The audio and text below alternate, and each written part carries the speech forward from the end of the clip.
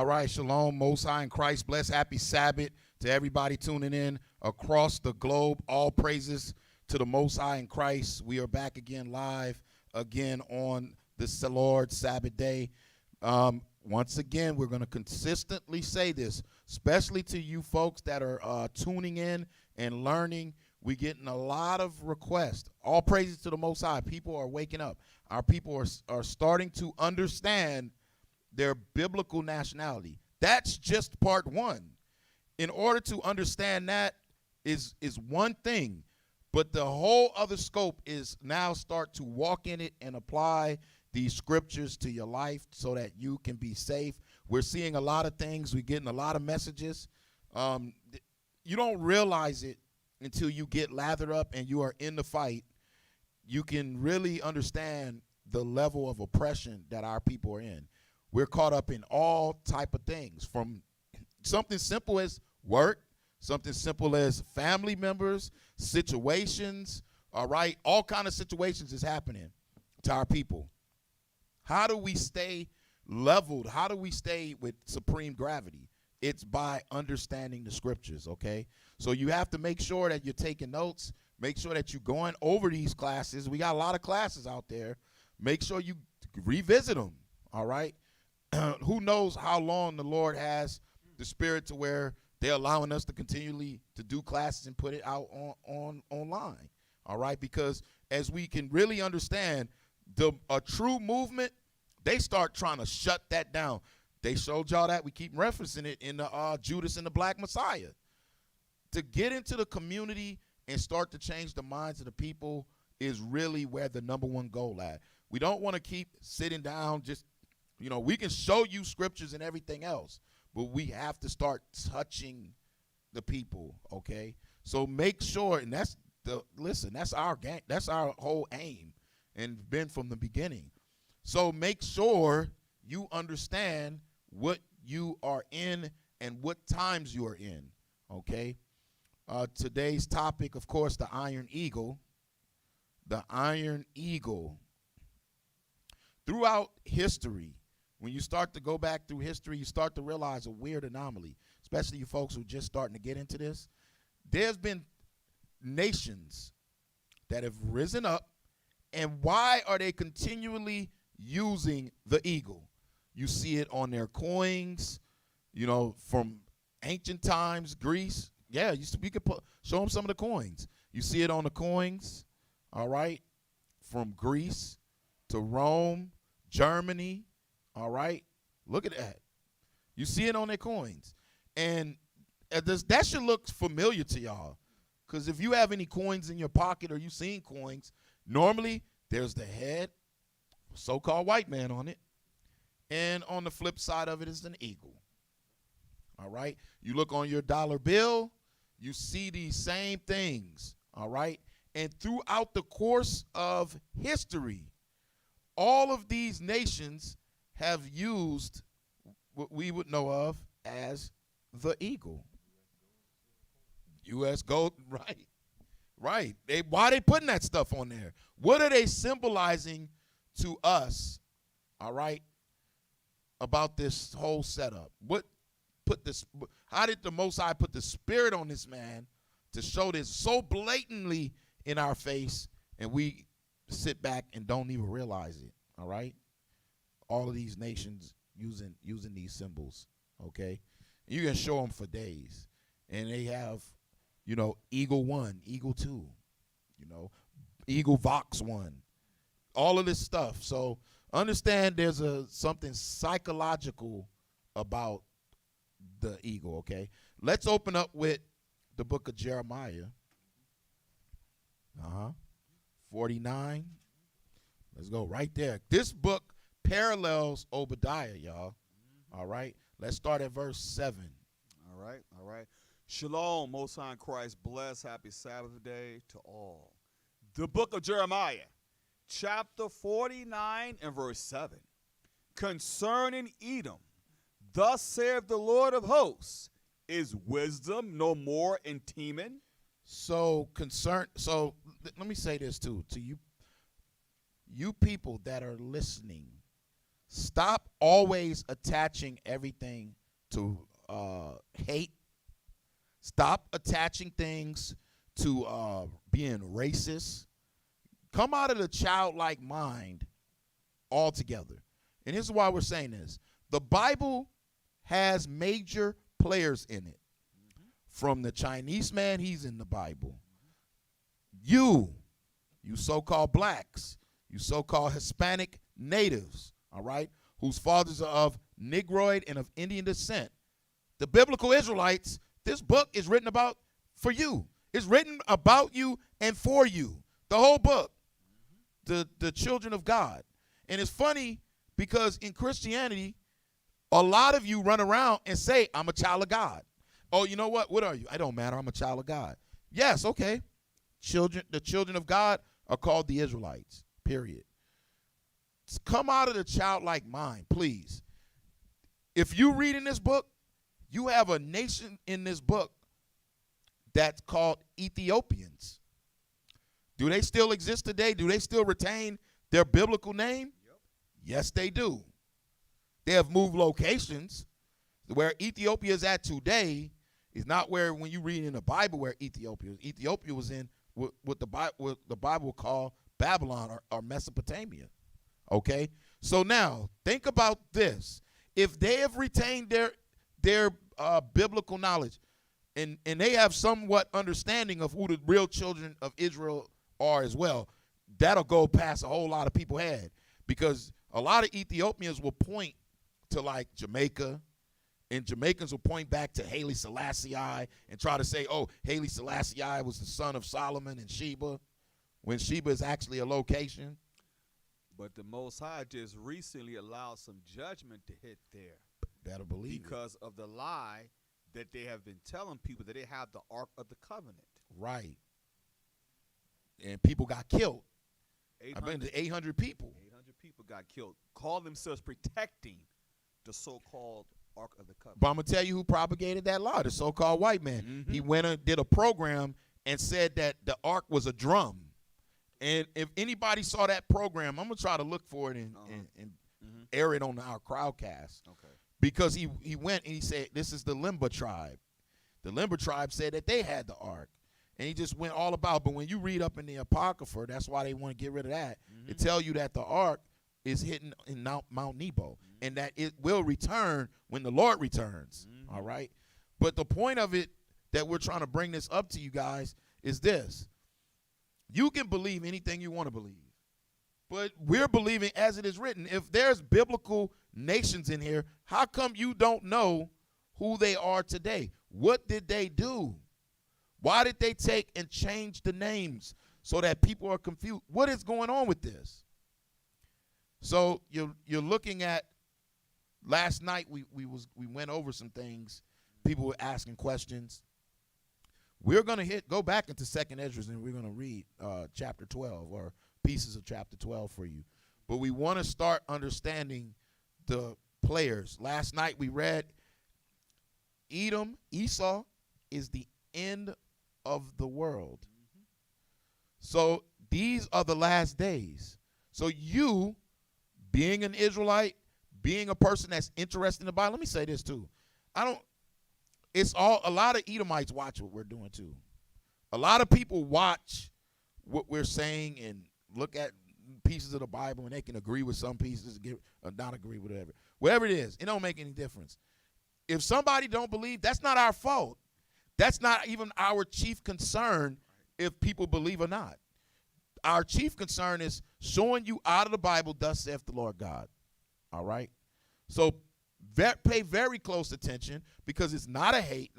Get that out of your mind. It's not about color. Get that out of your mind. Stop with the childlike behavior. It is about thus saith the Lord God, okay? And reaching out to his people to show them to come out of the willful sin. That's it. Follow Christ in the keeping of the commandments. Those who hear that, you are of God. Those who don't hear it, you are not of God. Simple as that. Let's read it from the top. The book of Jeremiah, chapter 49 and verse 7, concerning Edom. Thus saith the Lord of hosts. Come on. Is wisdom no more in Teman? Is wisdom no more in Teman? Teman is the generals of or warriors of Edom. When you look in history, you had Temanites attacking, and even in history books, you can read it in a couple history books. I'm not going to name it. I'm going to wait to see who's going to challenge us on this. Somebody, I'm waiting. Challenge us on it. I'm not going to even name the history book. Challenge us on it. We can show you. We can trace Teman right back to the nation of Edom. Okay, read that verse again. Jeremiah chapter 49 and verse 7, concerning Edom. Thus saith the Lord of hosts, is wisdom no more in Teman? Is wisdom no more in Teman? Come on. Is counsel purged from the prudent? Is supposed to be the wise and prudent. Edom's supposed to be very studied. And also, like when you read up in Ezekiel, he's wiser than Daniel. So, what do we need to know about this? What do we need to know about this? And if you're being tagged into the classes, someone loves you. Someone loves you. All right? They're trying to get you to see something that the world has not seen. That's what they're trying to get you to see. Okay? Be mindful of that. Let's go to Amos. We're coming right back here. We're going to read this on down. But go to Amos chapter 1 and verse 11. The book of Amos, chapter 1 and verse 11. Thus saith the Lord, for 3 transgressions of Edom. 3 transgressions of Edom. 3. So let me give y'all a little speed burst on that.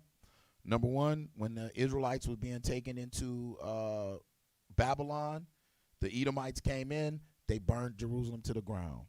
Number 2, when Cyrus and the Persians, the Medo-Persian Empire, allowed Israel to go free, they rose up against us. Antiochus, Rome, they rose up against Israel. In a sense, Rome was really masking it underneath politics, but they rose up, okay?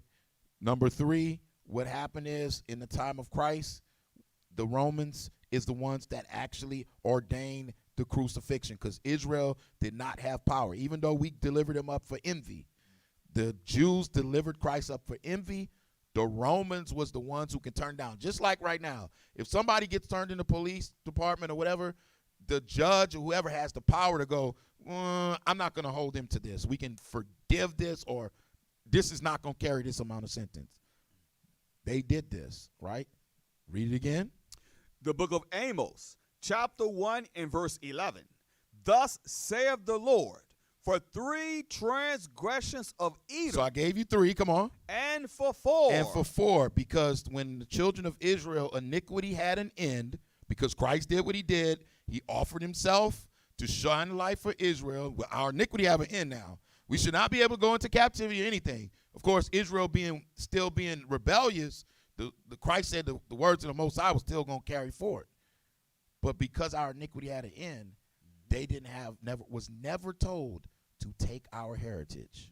They could have brought us into slavery. They could have did every other portion of it in oppression, but they was not supposed to take our heritage. The Lord warned us that was happening, and he's going to warn them. We're going to get into it. He warned them as well. So read it again. The book of Amos, chapter 1 and verse 11.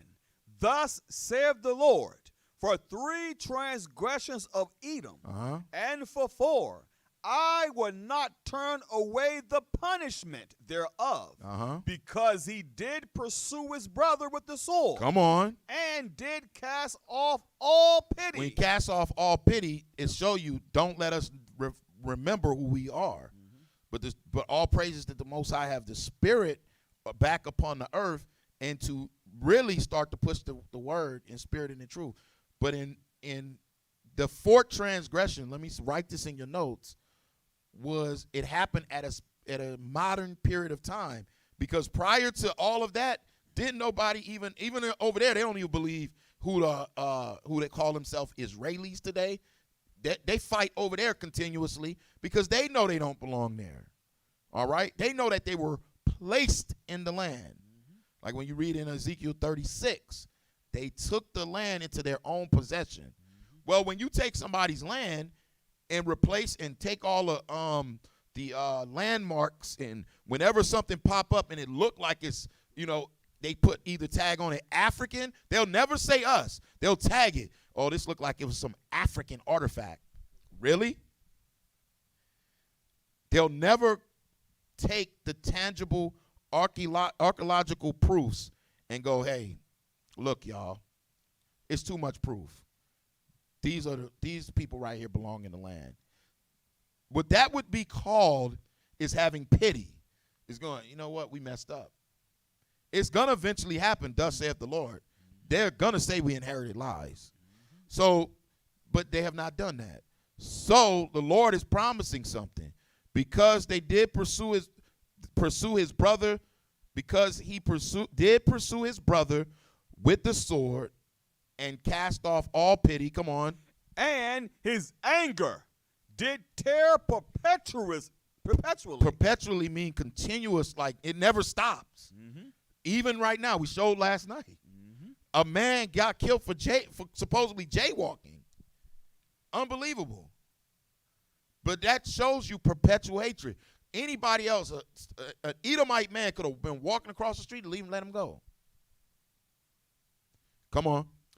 And he kept his wrath forever. Nah, they don't have wrath on us right now, man. And he kept his wrath forever. Forever, come on. But I will send a fire upon Teman. You see why it's using that is because the military, the might, the way that this man wars is through a military mind state. So start understanding there's spirits behind names and how the Most High is using it. A couple nights ago, we showed, when we was going over Purim, we showed y'all that the Most High used Cyrus. But even when you read in Daniel, that spirit said that the Prince of Persia, resisted. What spirits are on the earth, they're resisting the truth that is coming out. That, hey, these are the Israelites, they need to go back to their homeland. They need to have their own instead of being housed in with amongst the other nations. Give us our own. And then the fear is how we would excel. What makes me mad a lot of times when I look at it, especially doing research and historical research, you start to realize something. Our people, the way our minds work, is so we have like a lot of inventions and a lot of things that like how our people think. That's why we focus on the children and learning and making sure they can do things. We don't know. You killing a 13-year-old or a 12-year-old on the street, that child's mind, even though he's in a child mind then, he could grow up to realize this is the cure of cancer. Oh, this is how electromagnetism works. All right? This is how we can take something so simple and transcend it to for our people. This is how our bodies work. But by killing off our generations and keeping us in the mind of sorrow and the mind of war, what's next? We always, you got to think about it. We are in, as a nation of people we're talking about, we are always in an emotional mind state. Like we can't come out of the emotional mind state because everything that we've been showed, war, killing, crime, a Judas, we got to come out of that mind state. People, the one way you come out of the mind state, turn on the mind of Christ, which allows you really not to fully focus on what a person must do because everyone's playing their parts. So you just focus on what you need to do and you play your part and it will balance out everything else as long as you lining up. It's really simple and easy. All right? But the hard part is the emotions. So, but I can't say that, I can't put the blame exclusively on one sect of things. It's on all of us and primarily what America and the world, we was talking about the EU, what they're doing. All right. China is in talks of opening up a different shipping route, which will cut off Turkey, which will cut off Istanbul. People won't have to pay the tariffs and everything else to go through there anymore, which that was the only source of the power there. That's why you keep seeing wars happening in Syria. But if that happens, which they're in talks of doing it, we're looking at, again, another biblical prophecy starting to develop, which will allow those 12 princes to really, they're going to have to activate after that, okay? It ain't going to be no excuse. So anyway, that's for another topic. Let's go back to Jeremiah 49. The Lord say, but I will set fire upon Teman, which shall devour the places of Bozrah. Matter of fact, highlight Bozrah too. Highlight Bozrah. Just highlight that. All right. Mm-hmm. The book of Jeremiah, chapter 49 and verse 8. Flee ye, turn back, dwell deep, O inhabitants of Dedan, for I will bring the calamity of Esau upon him, the time that I will visit him. Come on. If grape gatherers come to thee, would they not leave some gleaning grapes? Sound familiar? That's where Obadiah was saying the same thing. And that's confirmation. So why it's here in Jeremiah and it's here in the book of Obadiah, we are getting confirmation on to pay attention to something. Esau have taken everything. He's not leaving anything. Your heritage, everything that belongs to you, the world, everything. You hear us make jokes about it, jokingly, that he's the last samurai and one day he'll be Michael Jordan. Last of the Mohicans? He's the last of the Mohicans. All right, he's everything. But the point is, when you do that on a scale with children in mind, the children end up idolizing your falsehoods. And that's what a lot of this is about, falsehoods, okay? What makes our people start to really believe something that really is not true. He painted himself as Christ. Come on. If thieves by night, they will destroy till they have enough. Come on. But I have made Esau bare. I have uncovered his secret places. So if he made it bare, how come you don't know this? Like if you are watching this program and somebody tagged you in here, you might have never thought about it. Like, wait a minute, there's nations in the Bible, and we got to figure out who the nations are. Where are they at? Because there's no end to the people. Where are they at? Who was the major players?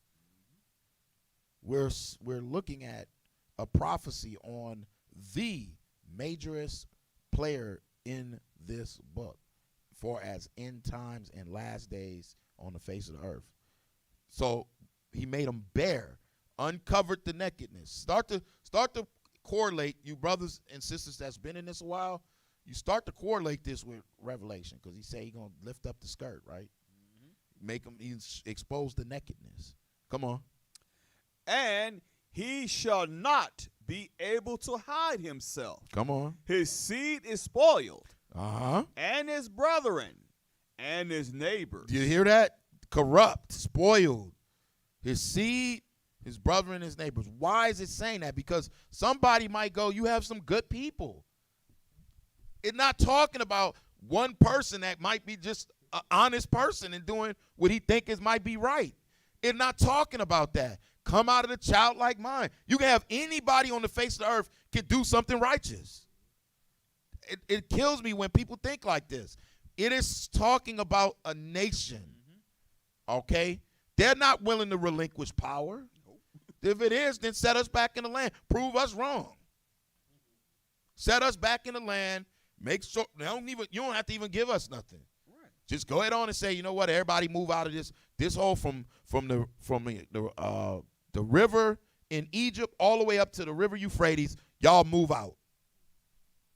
The so-called black Hispanic natives, they need to move back in. The end. That's it. Let us operate as a nation. They will not do that. Don't you understand? The Lord has to come and set that thing straight. Read on. And he is not. Uh-huh. Verse 11. leave thy fatherless children. Leave thy fatherless children. Watch this. I will preserve them alive. You better believe it, because the generations after generations going to follow. Come on. And let thy widows trust in me. And let thy widows trust in me. Go to Revelation 18. We're coming right back. Revelation 18:7. This is their space. That was their space. The Revelation, chapter 18 and verse 7. So for y'all that says, oh, God, for everybody and everything. Okay, give them, let's see. We give you your widows trust in the Lord. Okay, let's see what he says. Come on. The Revelation, chapter 18 and verse 7. How much she hath glorified herself. Talking about Babylon the Great, America. Come on. And lived deliciously. With everybody, live deliciously in everybody's business for their own gain. Come on. So much torment and sorrow give her. That's what they're asking. Give her so much torment and sorrow. Come on. For she saith in her heart, I sit a queen. I sit a queen. Come on. And am no widow. I ain't no widow. I never seen war. I'm not no widow. Come on. And shall see no sorrow. Let's go back to Jeremiah. Supposedly, so that was their space. Yep. But the sentiment, the spirit behind them is saying, I'm not a widow. All right. Come on. The book of Jeremiah, chapter 49 and verse 12. For thus saith the Lord, behold, they whose judgment was not to drink of the cup had assuredly drunken. So your judgment, so first of all, now I said don't drink of this. You should have now been able to say, I got a space to say, let me get out of the way. Let me not be the nation that's wrath is going to be poured upon. But we know it's from the beginning. We know the Most High is orchestrating all things. But it's written there for the mind of a person who is looking at it to try to let them escape. Okay, but now judgment. You say you're not a widow. You say you're not going to see sorrow. Mm-hmm. Now your judgment was not to drink of the cup. Y'all pair this with Revelation 18. I'm trying to tell you. Read on. Watch this. And art thou he that shall altogether go unpunished? Art thou he that shall altogether go unpunished? Really? Thou shalt not go unpunished. So the Lord said, you're going to be punished. Come on. But thou shalt surely drink of it. And you're going to surely drink that cup now. And remember, when you read that, they drunk to double. They did double portion. Come on. Verse 13. For I have sworn by myself, saith the Lord, that Basra. You remember I said highlight Basra. That Basra, which is the capital city, is the chief city of in Edom. If you look at it on a map, give me that map. Matter of fact, pull up Basra. Yeah, pull up Basra. You can see it for yourself. The Lord's word is not in vain. As far as you stretch your eyes out right there, that they digging into that place. That's the ancient site, and you see that it's desolate. It's dry. So surely if this is the case, and they have moved, because remember, traveling to and fro on the face of the earth. All right. Why is he back and forth? Where's his homeland? Desolate. Okay. For some of you folks that are studying, you know what I'm saying. For you new people right there, continue to learn the Bible. Okay. Read on. Jeremiah chapter 49 and verse 13. For I have sworn by myself, saith the Lord, that Basra shall become a desolation, a reproach, a waste, and a curse, and all the cities thereof shall be perpetual wastes. I'm gonna ask y'all a question in the comment boards. We can look at ancient Basra. Pull it up on a map.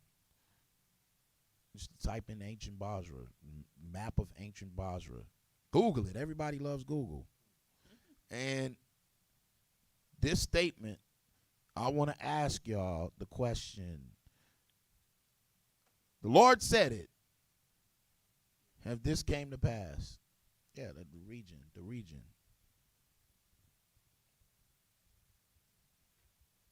The Lord said it. Has this came to pass?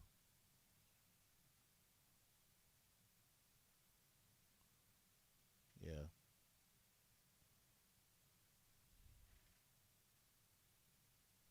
Hmm. Yes.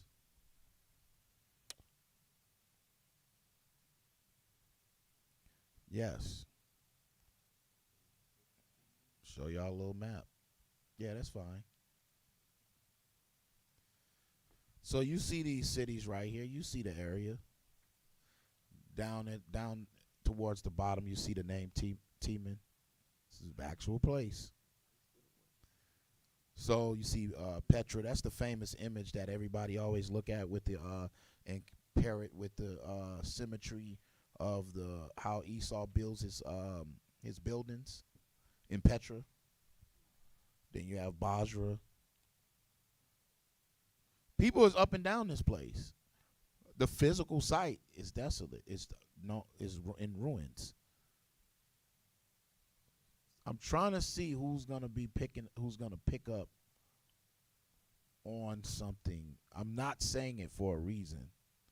There's something that you have to realize just in the location of what we're showing you right here. I'm not saying it yet. I'm not gonna say it. Understand desolation, like the Israelites. Are we desolate from our land? We don't have our land. Yet you might still have some people that's over there, but we're desolate from having rulership on our land. Think about that statement, all right? Let's read on. Jeremiah chapter 49 and verse 14. I have heard a rumor from the Lord, and an ambassador is sent unto the heathen, saying, gather ye together, and come against her, and rise up to the battle. For lo, I will make thee small among the heathen, and despised among men. Come on. Verse 16. Thy terribleness have deceived thee, and the pride of thine heart, O thou that dwellest in the clefts of the rock, that holdest the height of the hill. Though thou shouldest make thy nest as high as the eagle, I will bring thee down from thence, saith the Lord. So a lot of times, give me that video. A lot of times, I don't even want the end of it. A lot of times people realize something, that the Most High caused him, because brother go, well, the nest is, you're reading Obadiah. This man went up into space and, he going to different spots, Mars, the moon. So you have the moon landing and the famous quote. He can play it for y'all. But here's my thing about that. Some people, whether you believe that this man went to the moon or not, even if he fabricated it, that's still weird to say the eagle has landed. That still show you some type of prophecy. All right? Watch this. Go ahead. Pray from about halfway for them. Play it just at halfway. Yeah. It don't matter. Just throw it halfway in there. Come on.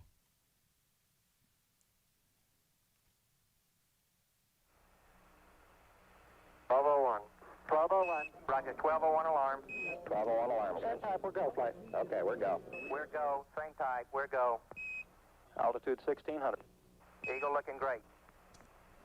Roger, 1202, we copy it. 35 degrees, 750, coming down to 23. 540 feet and at 15. 1050 feet down at 4. Altitude, velocity, light. 3.5 down, 220 feet. 11 forward, coming down nicely, 200 feet. 4.5 down, 5.5 down. 100 feet, 3.5 down, 9 forward. Okay, 75 feet. Car's looking good, down a half. 6 forward. 60 seconds. Lights on, forward. Forward. 40 feet, down 2.5. Picking up some dust. Great shadow. 4 4 forward, drift into the right a little. 30 seconds. Forward, just. Contact light. Okay, engine stop. We copy you down, Eagle. Houston,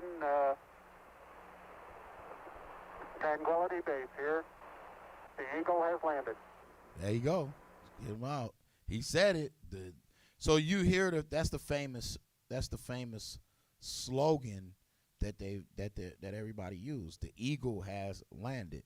But they have if you look at passports, you go get a passport, it has an eagle on it. It has an eagle on the booklet. If you get the card, the passport card, it's a silhouette of an eagle on it. So is this just something that's a coincidence? I mean, you might have to zoom in on it, but if y'all can see it, there's a silhouette of an eagle on that thing. All right? Some of y'all who have these cards, you can look at your own card and you can see it. All right? So, but they're showing you, okay, eagle, and then there's some crazy similitudes in there with olive branch and arrows. Okay, you can't make this stuff up. Let's go back to let's read that back again in Jeremiah 49. Jeremiah chapter 49 and verse 16. Thy terribleness hath deceived thee, and the pride of thine heart, O thou that dwellest in the clefts of the rock, that holdest the height of the hill. Though thou shouldest make thy nest as high as the eagle, I will bring thee down from thence, saith the Lord. Come on. Also Edom shall be a desolation. Everyone that goeth by it shall be astonished. Shall be astonished. Come on. And shall hiss at all the plagues thereof. So there's talks of plagues coming to Edom, and let's just be honest. Have anybody seen their plagues yet? Because what you know of, the Black Death, like the Most High has started showing inklings of all of the little plagues that he can put out. Those are like bodily plagues. Ask yourself the question, what plagues really is the Most High talking about?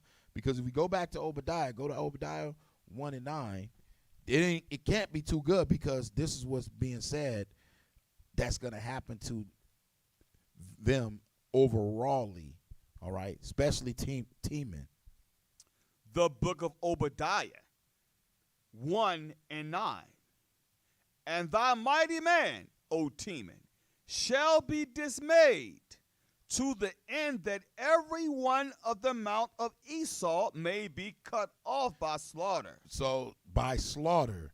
So there's such a thing also as when the plagues come, there's a slaughter. That's talking about now minds of people changing and starting to come against this place. That's why when we were reading last night, we was trying to show y'all within the rise of what you would know as the 12 feathers. We showed you the 12 Caesars, and if you was to understand, we have the book in here somewhere, Suetonius, we were reading it earlier. It showed you how they were starting to develop their military strategies even back then, like for the New World, developing, sending envoys into Europe, all right, parts of Germany and Spain, okay? So you have to understand that. Now, it says that the mount, that means everyone, the mount, we're going to be cut off. Go to Habakkuk 3.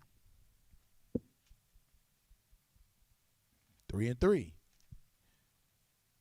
And while you're getting that, I'm going to pull up the fear of why everybody's so scared of America and scared of the technology that they have. Give me that military video. Some of you brothers is in the military. Some of you sisters is in the military as well.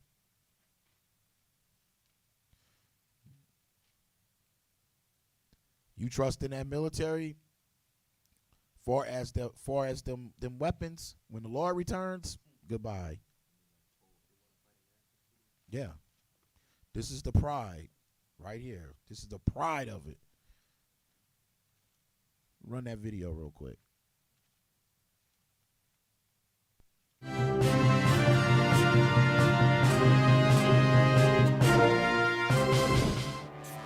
Want to fight America? 5 reasons the U.S. military will make you dead.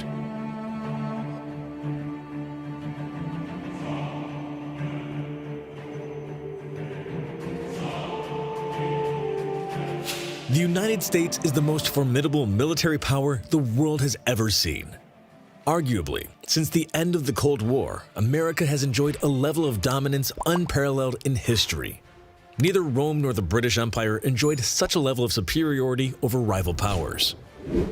While the American military is not the largest on Earth, it is by far the best trained and best equipped force on the planet, putting rivals like Russia and China to shame.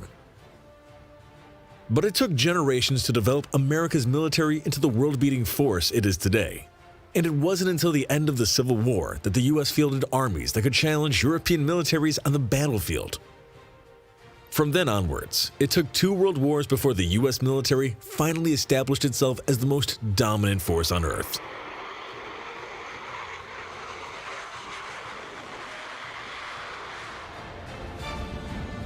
Here are 5 of all-time deadliest innovations in America's arsenal.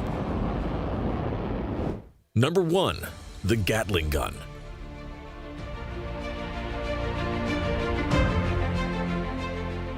First fielded during the American Civil War, which to this day is the deadliest war in U.S. history with over 600,000 military dead, the Gatling gun was one of the first rapid-fire weapons in history. Consisting of multiple barrels rotating around a central axis, the weapon, invented by Richard Gatling. You brothers and sisters, make sure you understand something. Esau fought himself. He ain't talking about, so when you start to really look at it and see, when they talking about they sit a queen, they talking about no other nation coming up against them. They fought themselves. All right. Right. Breaking off from Europe and Great Britain. Okay. How ironic, the same, how history starts to turn and shape itself is amazing according to biblical prophecy. Because how fitting is, remember they just recently in our time frame, Brexit. Brexit, the Great Britain breaking away from the EU. So but are they really broken away from it? It's the same people. Are they, when it comes down to if it's a war, are they going to say we on the other side of the Allies? No. That's all an illusion. And we know the reason why when you look at, because if you think about it, there's some major things happening for as money wise. We just was talking about it. You see all these the bit revolution, all of this kind of like illusion money, Bitcoin. People's talking about Dogecoin or whatever, and all the other ones. There's some secret meetings happening, and the reason why we call it secret is it's known, but you ain't gonna be in the inner talks of it. It's known that they're meeting on it, but you ain't gonna be in the inside of it. About even trying to stop Bitcoin ATM machines from coming, or these cryptocurrency ATM machines. Because do you realize what that can do for us as a people? $100 is $100, and if you put it into Bitcoin, but next week Bitcoin can rise, or Dogecoin, whatever it is, it can rise, it can rise as well as lower. But you put that in there, if you have $100 in there, you have $100. That's a little bit amazing that even that money can rise or it can fall, but that's what the dollar does. It's all an illusion. So understand the concept moving forward within America is to have force shown that they can force things to happen. All right, and they ain't asking no questions. Just like Biden said, you know what? Let's set some bombs off, hit Syria, and all the Congress now are mad. They saying he should have consulted with us. Excuse me? But George W. Bush never did it when he did 9/11. No, sir. When he dropped that, when 9/11 happened, and he wanted to get Saddam Hussein, he didn't care what Congress had to say. Now all of a sudden, now you care about what? Because Congress is only supposed to have the power to declare war. Mm-hmm. They said they wanted Biden to come and talk to him. This late. There's a divide happening within the fraction of democracy in general all over the world. China, remember, Taiwan is in talks right now, because if they bring them back into China is trying to be a show they might. They trying to boss up right now, just to be honest. But that's biblical prophecy. You always had Moab, Edom, always together. Moab, Edom, all throughout this Bible, y'all. Moab and Edom constantly. And it's sad because you have people who have like brothers, I'm saying, people who have came into the truth and they had studied some of this and supposedly had noticed and see the prophecy going forward, and they just totally turn. You got people talking about, oh, China's not Moab. Okay, well, believe whatever you want to believe, but at the end of the day, from the archaeological proofs to the written proofs to the biblical and even to tangible reality, you see these two nations constantly at a power struggle with each other all throughout the Bible. So everything is sleight of hand. United States showing their power. Give me that last. I just want to see that Gatling gun fire off. I want to get somebody to get the point.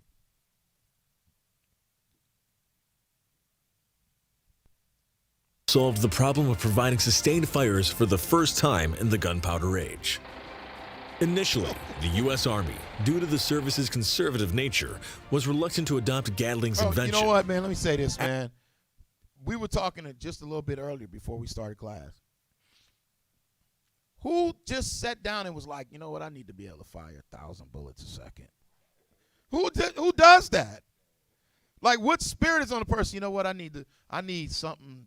I need the most powerful weapon we can ever create. I need to dig a mile in the earth to find some uranium and create something that can destroy the earth 7 times over. If you don't believe that there's a spiritual entity that exists, then shame on you. Because ain't nobody just sitting at home talking about 213. We mix this element, put them in a centrifuge. We have to run that centrifuge, has to be ran for at least a good 20 hours so that we can separate the particles.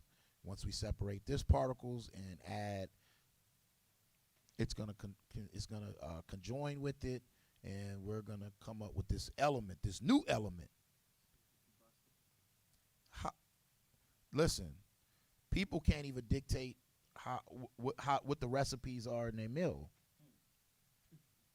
Just to be honest, versus I'm gonna make high power weapons like this. You go from a short span of time. This is how you know spiritual Satan. You go from the Wright brothers of some type of airplane that's right. That's recent modern. Yeah, 1903, Wright brothers. That ain't even that's a little bit. That's over 100 years, right? From that time period, you go from a jet that can travel at 200 miles per hour, come to a straight lope, and go vertically up into the air. If you don't believe that, then that's on you. All right. Here's the point behind it, because they will push it off on aliens. That's alien technology. Well, that's sorry. I mean, if to be honest with you, if you believe that, you crazy. Because how could you have an interdimensional being? He could travel interdimensionally, and that's the best he could do. It don't make sense. That's how you know things are being scaled up and worked on because of biblical prophecies and meanings. Okay, watch this. Look how this guy cranking that at first. You just play him. After Gatling had improved on his initial 6-barrel design that fired 350 rounds per minute, the Army did eventually adopt the new weapon. It was first used in 1864 at the Battle of Petersburg in Virginia. Right there. After the end of the Civil War, the Army used a 10-barrel Gatling gun that could fire 400 rounds per minute during various conflicts with the Native American population in what are now the Western states. See, pause it. See? They ain't stand not one chance against this thing. Listen, that's why we keep telling y'all where we're at here in Virginia. This central part right here is so much history. It's like the capital of Deuteronomy 28. From Petersburg all the way on up, Williamsburg, Jamestown, even here in Richmond. Because on the banks of the James, 1712, that's where the Willie Lynch letter was written. James River, yeah, you got the James River. Mm-hmm. So a lot of things is being shown to us. Are we, once again, consumed with an illusion of some type of life that we have in the mind state of Edom or in the mind state of the world? That's for you to figure out. You have to figure out whose fate are you living by. That's what you got to figure out. So you new folks, you're watching it, you're going, well, what are these guys talking about? They're sitting up there, reading out of the Bible, this and that. We're talking about, you escaping judgment. Because if you line up yourselves with this world, primarily with America or wherever the factions are, you're headed for self-destruction. And we are getting destroyed left and right. You might be next. All it takes is the police to pull behind you and they mind click. That hedge removes. They think, oh, you somebody that needs to die. I need to get my pension from this person right here. You get executed on camera now. It don't even matter if it's on camera or not. On camera, and they go to court, few months. Bye-bye, I'm gone. You can't name where the rest of these officers who killed these people are. Are they in jail? You never see them behind bars. You never see it. They'll show you, oh, well, that while they waiting for to be arraigned, he was in his little pajamas. But the grand scheme of it is, where are they? All right? Because they know it's a loophole in the law. They ain't even really kill a human. Let's read on. Let's go back. 3. Verse 3. The book of Habakkuk, chapter 3 and verse 3. God came from Teman, and the Holy One from Mount Paran. God came from Teman, and the Holy One from Mount Paran. It's talking about the day of judgment. Watch this. Come on. Selah. Selah. His glory covered the heavens, and the earth was full of his praise. Wait a minute. Why is this so? We talking about them being destroyed, and then yet it's saying the earth is full of his praise. Why?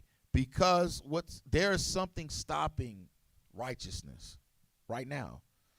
It's the Israelites being in the state of mind of this place. This place is giving out deception. There's a lot of deception, deceit, because it's telling you that you don't have to keep God's commandments, but in all actuality you do. All right?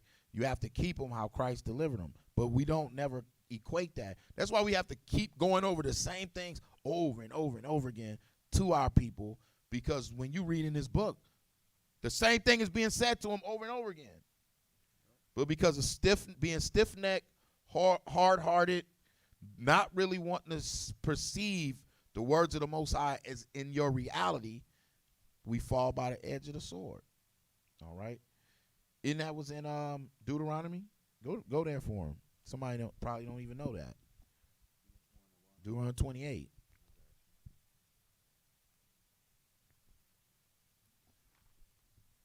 Deuteronomy, chapter 28 and verse 49. Start up above for him. Okay. What you want? Start at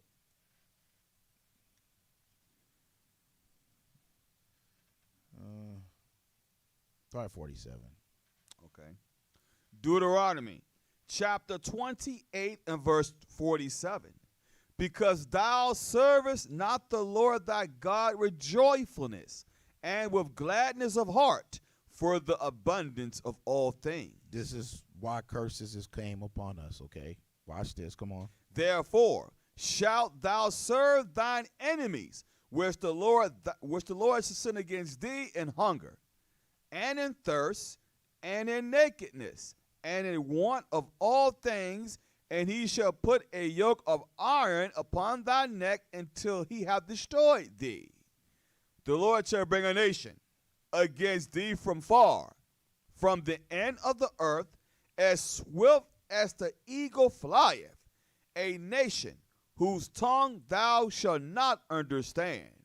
Come on. A nation of fierce countenance, which shall not regard the person of the old, nor show favor to the young. So understand the concept, which is this is biblical prophecy, but understand the concept. Everybody always talk about reading the Bible and wanting to be in context and everything else. The bottom line is that the Israelites 100% has sinned against the Most High. Therefore, we are serving our enemies, which is far right now. We on the other side of the earth, scattered everywhere. But on the other side of the earth, a nation came against us, right? Okay. Pay very close attention. Let's go to 2nd Ezra, chapter 11, and verse 12. So if we know that we need to have our own interests at heart, our best interests, that means that we have to come together, right? Everybody would agree on that. That's the answer for everywhere we go. How do we fix this? We got to come together. We got to come together. We got to love each other. Yeah, okay. Great. Bing, we got to come together. What do we line up with?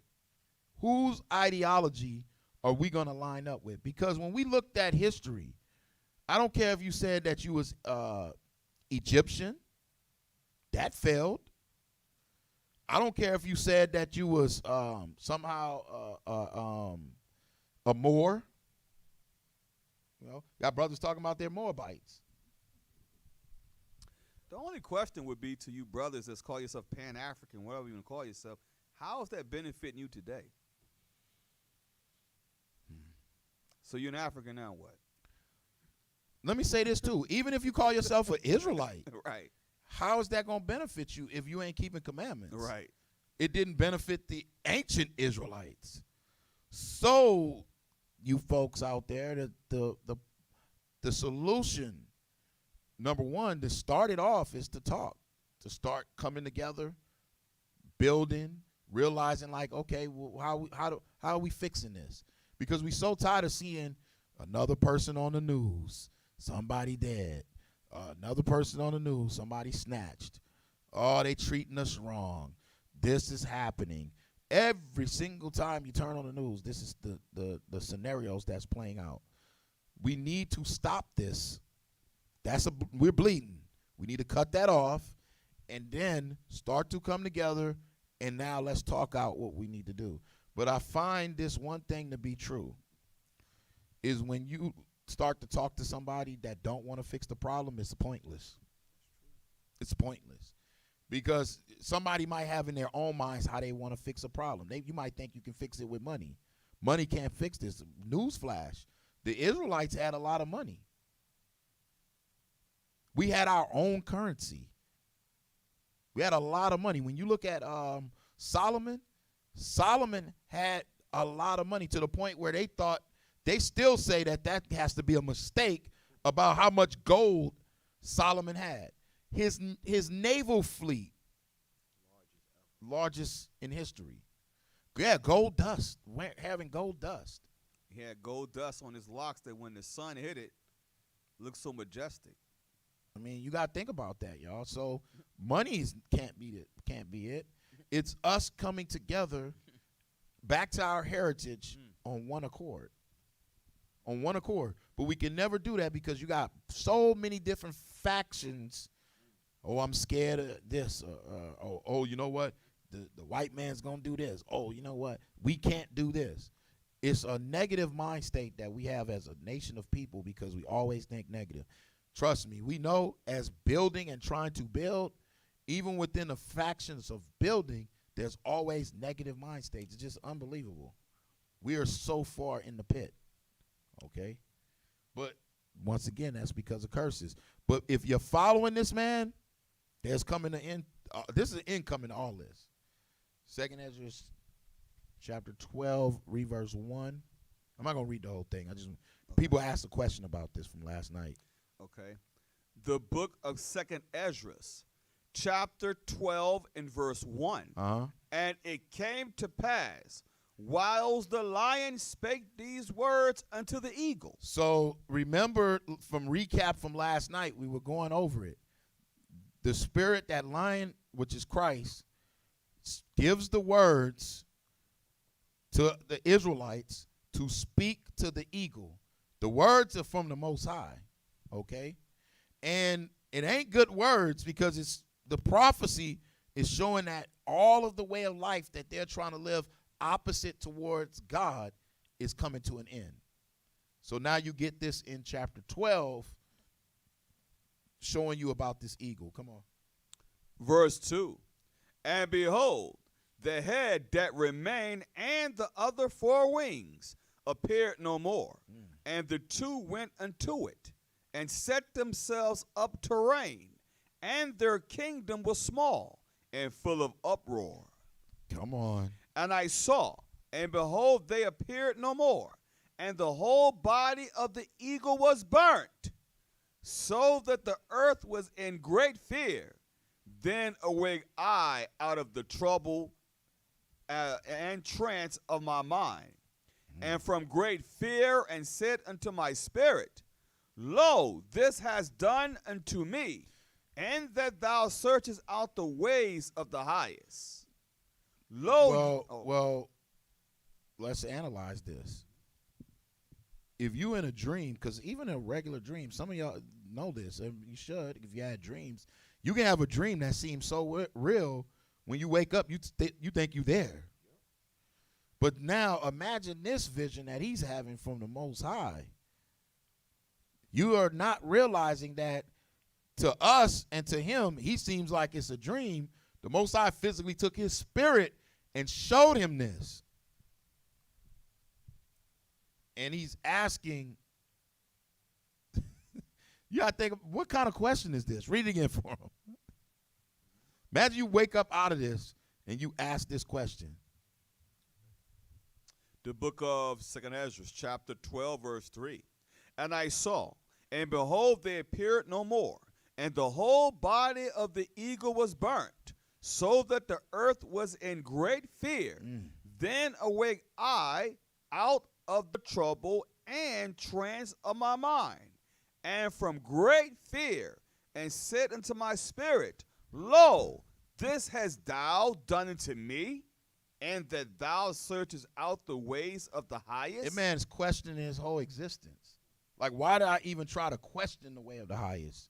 For him to show this is he couldn't even come out of the trance, the dream-like trance that he was in to be able to escape.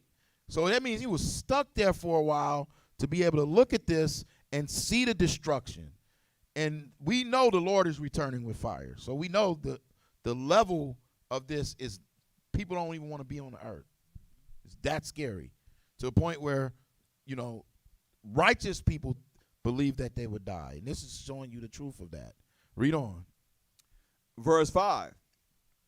Lo, yet am I weary in my mind, and very weak in my spirit, and little strength is there in me, for the great fear wherewith I was affrighted this night. So this is also show us: do we really fear what's coming to the earth, or is it just that we just think that it's an illusion or some type of fairy tale? Because obviously he saw a dream and he still shook. All right, come on. Verse 6. Therefore will I now beseech the highest, that he will comfort me until the end. Comfort me until the end. What is he talking about? It was a dream. But it's like he got to comfort me until the end. So the dynamics that is at play is that that's embedded into his spirit. He can't unsee what he saw. Watch this, y'all. Come on. Verse 7.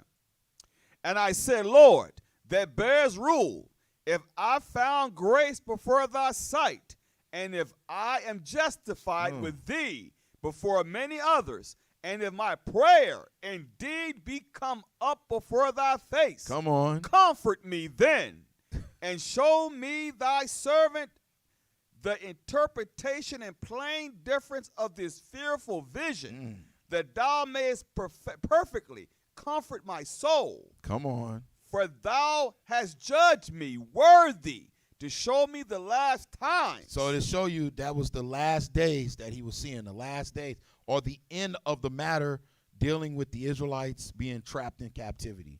All right, come on. Verse 10, and he said unto me, this is the interpretation of the vision. Pay attention, come on. The eagle, whom thou sawest come up from the sea, Sound familiar, just like in Revelation, come on. is the kingdom. Is it what? Is the kingdom. Is the kingdom. So as we start to put things together, we have to realize, is the kingdom, come on. Which was seen in the vision of thy brother Daniel. So it's talking about Rome and the extension, because remember, Daniel saw the last days too, and it troubled him so bad that it shook him. And he said, Daniel, just go.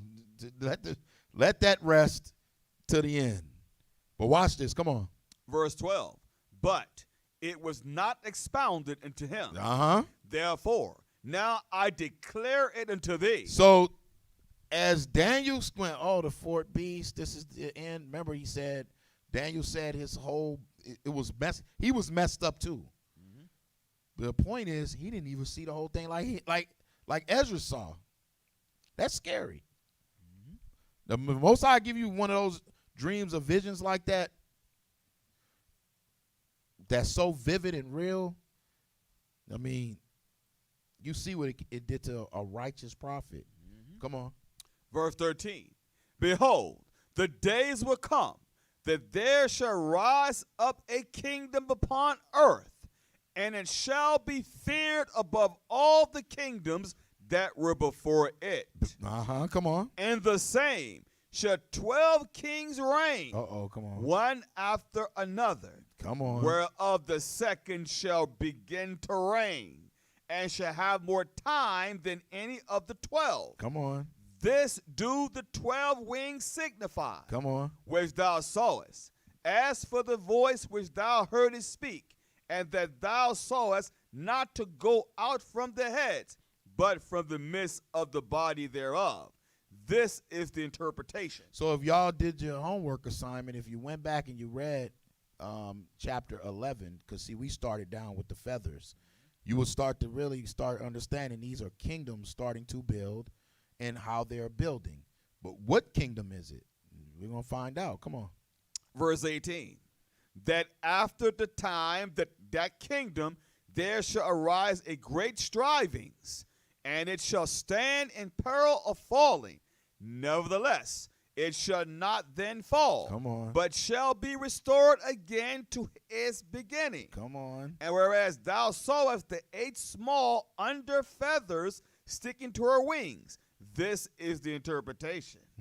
That in him there shall rise 8 kings, whose time shall be small, but their years swift. Come on. Verse 21. This, just to have y'all mind so you just don't be losing it all the way, this is the development of Europe. Okay, just put that in your notes for right now. As we start to go over history, you will start to realize how Europe started to develop. It's very intricate, but it's not hard to really map out, because you have the Caesars putting out edicts and decrees, and then you have the church, you have church and state in a sense. All right, put that in your notes. Come on. Verse 21. And 2 of them shall perish, the middle time approaching. 4 shall be kept under their end begin to approach, but 2 shall be kept unto the end. 2 shall be kept unto the end. Come on. And whereas thou sawest 3 heads resting, this is the interpretation. In his last days shall the Most High raise up 3 kingdoms, and renew many things therein, and they shall have the dominion of the earth. So here's how you start to realize moving forward into what we call Europe, how America's gonna come out of it, but it's starting in the last days. So these are meaning the times of Christ, okay? Leading in. All this is leading up to Europe, how Europe is gonna become a part of that 10 heads, you know, the 7 heads and 10 horns. Pay attention to that, okay? Come on. Verse 24. And of those that dwell therein with much oppression above all those that were before them. Therefore are they called the heads of the eagle. Mm-hmm. For these are they that shall accomplish his wickedness, and that shall finish his last end. So are they calling it the head of the eagle? So these heads, Lord's will. I know tomorrow y'all going over some of that about the EU. But pay attention, y'all. Come on. Verse 26. And whereas thou sawest that the great head appeared no more, it signifieth that one of them shall die upon his bed, and yet with pain. Yeah, with pain. Come on. And the two that remain shall be slain with the sword. Come on. For the sword of the one that shall devour the other, but at the last shall he fall through the sword himself. Come on. And whereas thou sawest 2 feathers under the wings passing over the head that is on the right side, it signifieth that these are they whom the highest hath kept unto their end. This is the small kingdom and full of trouble, as thou sawest. Come on. And the lion, whom thou sawest rising up out of the wood, and roaring, and speaking to the eagle, and rebuking her for her unrighteousness, with all the words which thou hast heard. So far we're reading this, and it's showing you uproars, the kingdom is fighting with the sword. Who lives by the sword? Put in the comment boards. All right. Who lives by the sword? Who was blessed with the sword? You seeing it transpire as these, men of a particular nation. I'm not saying nothing. Rise up, and they doing all of these deeds by wars, by killings, by setting up fractioned governments to rise up to power. All right, come on. Verse 32. This is the anointed. The lion comes out. He said, this is the anointed. Was another word for anointed. Christ.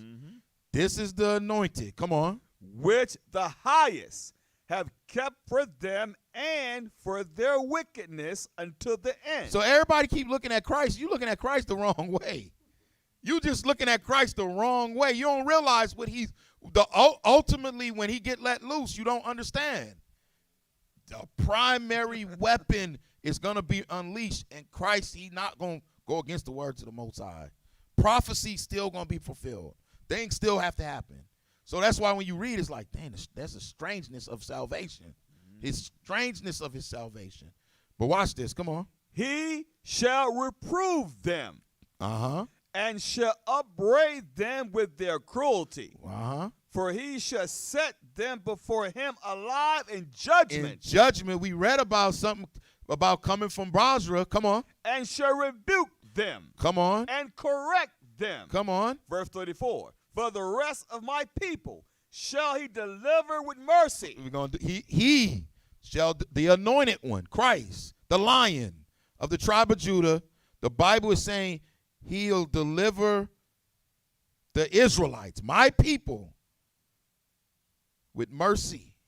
With mercy. Come on. Those that have been preserved upon my borders. Come on. And he shall make them joyful. Come on. Until the coming of the day of judgment. Wait a minute.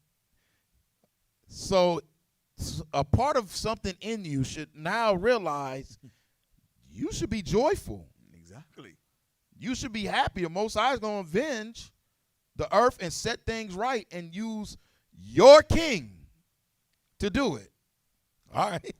Whereof I have spoken unto thee from the beginning.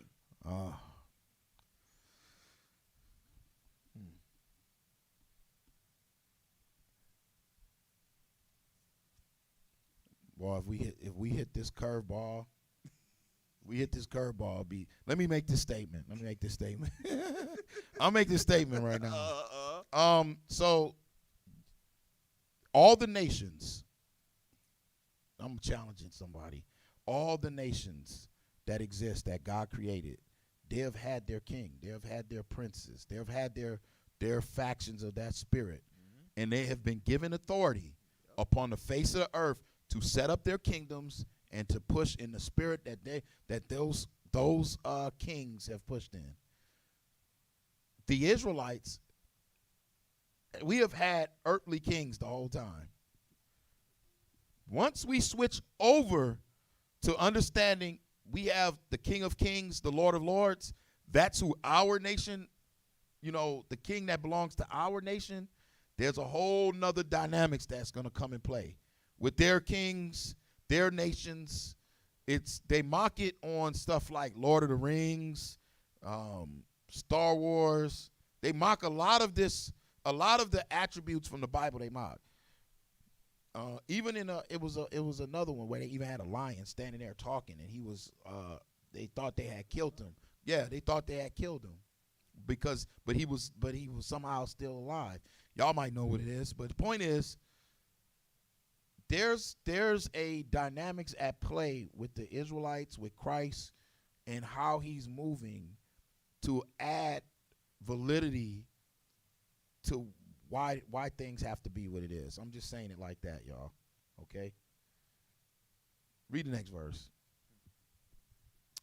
The book of 2nd Ezra, chapter 12 and verse 35. This is the dream that thou sawest, and these are the interpretations. Thou only has been meet to know this secret of the highest. You've been good to know the secret of the highest. He's calling it a secret. Come on. Therefore, write all these things that thou hast seen in a book and hide them. That's the point. That's all I wanted. Write it in a book and hide them. Because what's happening is, you might read in this book and see like, oh, these different things happening. The way that he wrote this, he wrote it because the Most High told him to hide it. So he used the similitudes which we would know of in the last days. The prophets would know of it. Eagle's feathers, wings. What's these wings about? What's the eagle about? What's this body about? He wrote it like that so that the Israelites, the ones that are truly repenting within, who truly have Christ, will understand that there's an iron eagle that exists right now because of biblical prophecy, because the Lord has set it up to where this man can go to the highest level for him to release Christ and destroy him. Romans 9. This is why even Paul understood this. Paul understood this. Everybody want to run to Paul and try to say, oh, bring all the nations in, and he said this and that. He's apostle of the Gentiles. They'll never want this. So Romans 9, yeah. You can start at verse. Yeah, Yep. The book of Romans, chapter 9 and verse 13. Matter of fact, start at 12. Okay. All right. Shoot, even 11 look good. Okay. You start there. Okay. The book of Romans, chapter 9 and verse 11. For the children being not yet born, neither having done any good or evil. Come on. That the purpose of God, Come according to election, might stand. Not of works, but of him that calleth. So the lion is calling. The lion is calling. He giving you the words of the Most High. Right. The children is talking about Jacob and Esau. Come on. Verse 12. It was said unto her, the elder shall serve the younger. The oldest one that came out was Esau. The younger one was Jacob. It was already said to her. The story is already, everything is already set up. Mm-hmm. Come on. As it is written, Jacob have I loved, but Esau have I hated. Come on. What shall we say then? Is there unrighteousness with God? There go the childlike mind. That's the childlike mind. That's why Paul is reiterating it. What we gonna say? Is it unrighteous with God? No, it's not. Everybody's playing their parts. Come on. God forbid. Meaning no, come on. For he saith to Moses, I will have mercy on whom I will have mercy. And we know in Isaiah 14:1, he gonna have mercy on Israel. Come on. And I will have compassion on whom I will have compassion. Come on. So then is it not of him that willeth, nor of him that runneth, but God that showeth mercy. Come on. For the scripture saith unto Pharaoh, even for this same purpose have I raised thee up, Come on. that I might show my power in thee, Come on. and that my name might be declared throughout all the earth. Who is saying that his name is going to be declared throughout all the earth? Put it in the comment boards. Something is happening. There's a dynamics at play. You're not going to be able to trump the King of Kings, Lord of Lords. It's not possible. So in order to look at it, if you're looking at it spiritually, I just created the most powerful enemy that Christ could ever face. And the Spirit of Christ is going to defeat the enemy. Then physically, he will return and defeat the enemy. So he's powerful in spirit and he's powerful physically. All right, come on. Verse 18. Therefore hath he mercy on whom he will have mercy, Come on. and whom he will he harden. So he'll harden as well because it's a setup. All right? Build this man up to his top powers. If we show you his other military weaponry, it's like shocking. Oh, you just like, what? He has this? You know, people talking about lasers striking people from the head and everything. They mad at the one lady, representative lady who was exposing it. They try to make her out to be a crackpot, but she was saying, hey, they can shoot a laser and disintegrate somebody from space. Yep. They say, oh, she's conspiracy theorist. They show it in their movies. Well, we showed it a year ago, Right. where they tried to pretend that it was lightning. Right. But that thing just struck down and evaporated something. Turned it to dust. Come on. Verse 19. Thou wilt say then unto me, why doth he yet find fault? But then if the Most High has set all this up, the eagle, the lion, the Israelites, the Edomites, the Moabites, everything, why does he find fault?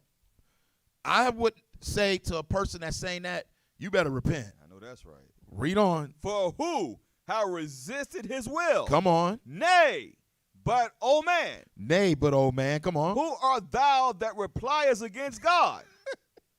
Who are you to question God? Come on. Shall the thing formed say to him that formed it, why hast thou made me thus? Come on. Has not the potter power over the clay Come of on. the same lump to make one vessel unto honor One vessel is made unto honor. Come on. and another unto dishonor? And another unto dishonor.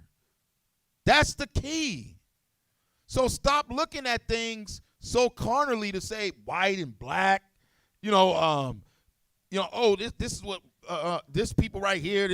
Who cares what the Most High has done? If you understand this, that you are Israelite because you have been oppressed, you have been seized into captivity, you fit the curses. Guess what? Then and you understand that, so be it. So be it. You understand that.